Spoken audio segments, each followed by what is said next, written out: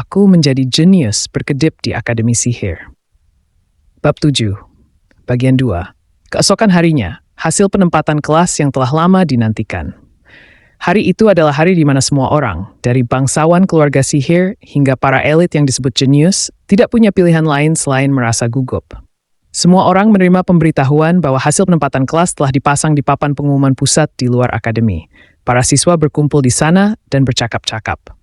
Papan pengumuman itu berkedip secara magis, seperti monitor neon digital, dan nama lebih dari 1.000 siswa baru muncul di sana. Bisakah kalian memberitahukan hasilnya kepada siswa satu persatu melalui surat? Aku tidak tahu apa yang mereka lakukan di sana, tetapi karena itu adalah kebiasaan akademi untuk mengungkapkan penempatan kelas secara terbuka.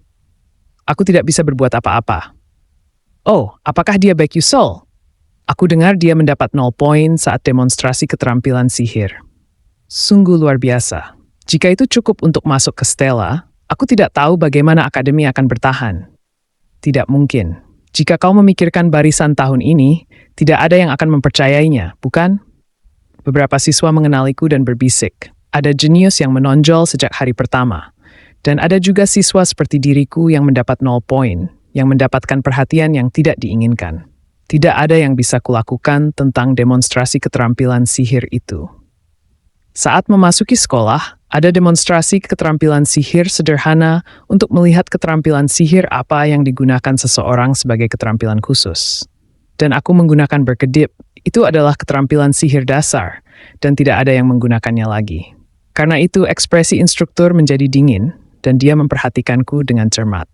Yang lebih penting, jika aku dibully seperti ini, apakah aku harus menjalani kehidupan sekolah tanpa teman? Itu agak mengecewakan, tetapi aku memang tidak berniat untuk berteman dengan siapapun sejak awal.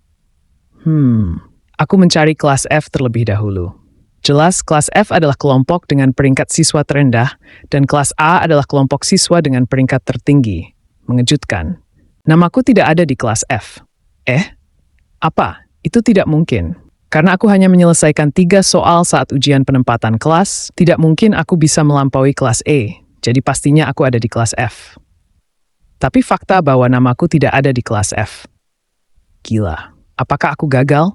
Sangat jarang, bahkan setelah masuk sekolah, ada kasus di mana siswa dikeluarkan karena gagal mengikuti ujian dengan benar. Tidak peduli betapa mudahnya itu. Memulai dari ujian penempatan adalah hal yang agak terlalu sulit bagiku. Itu sangat tidak masuk akal sehingga aku dengan kosong mencari kelas F berulang kali. Dan aku mendengar siswa berbisik seolah-olah mereka terkejut. Baek Yusol, anak yang nilainya gagal itu, mengapa? Apa? Bukankah itu salah? Apakah kau tidak berpikir ada sesuatu yang aneh dengan ini? Ini tidak masuk akal. Tuan muda Yuslek sudah mempersiapkan sejak dia berusia 7 tahun untuk masuk ke sana. Namun dia ada di kelas A meskipun berada di peringkat ke-29. Kyle, yang berada di peringkat ke-17 setelah mendapat nilai sempurna dalam teori, juga ditempatkan di kelas A. Kenapa? Ada sesuatu yang aneh. Aku memeriksa pengaturan kelas S, yang sebelumnya kuabaikan. Dan aku tidak bisa menahan diri untuk membuka mata lebar-lebar. Kelas S0 Baek Yusol. Apa? Mengapa namaku ada di sana? Aku pikir itu adalah kesalahan. Kelas S itu istimewa. Tidak seperti kelas F hingga kelas A. Itu benar-benar berarti bahwa hanya siswa yang memiliki sesuatu yang istimewa yang akan ada di sana. Mengingat bahwa sebagian besar orang besar yang terkenal dalam sejarah atau bahkan sebagian besar penyihir terkenal berada di kelas S. Harus ada sesuatu yang istimewa tentangnya, yang membuatnya menonjol di masyarakat sihir. Seseorang tidak bisa masuk ke tempat itu hanya dengan belajar dengan baik. Sama seperti siswa peringkat ke-29 yang dipindahkan ke kelas A. Itu berarti bahwa tidak sembarang orang benar-benar bisa masuk ke kelas S. Sangat tidak biasa bagiku ditempatkan di kelas S.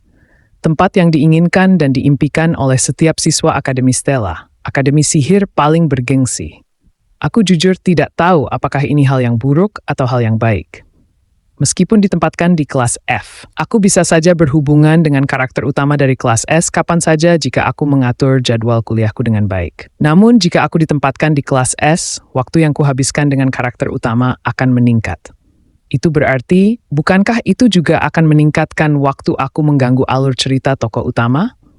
Itu adalah dosa yang sangat kuhindari. Itu akan menghancurkan rencanaku untuk tetap rendah hati. Itu benar. Aku yakin aku akan mengatasinya dengan cara tertentu. Tetapi sungguh, aku berpikir lama sambil mengelus bibir bawahku.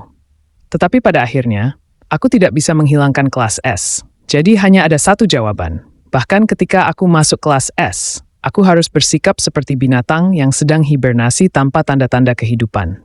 Dan melakukan tugasku dengan benar. Baiklah, ini pasti akan berhasil dengan cara tertentu.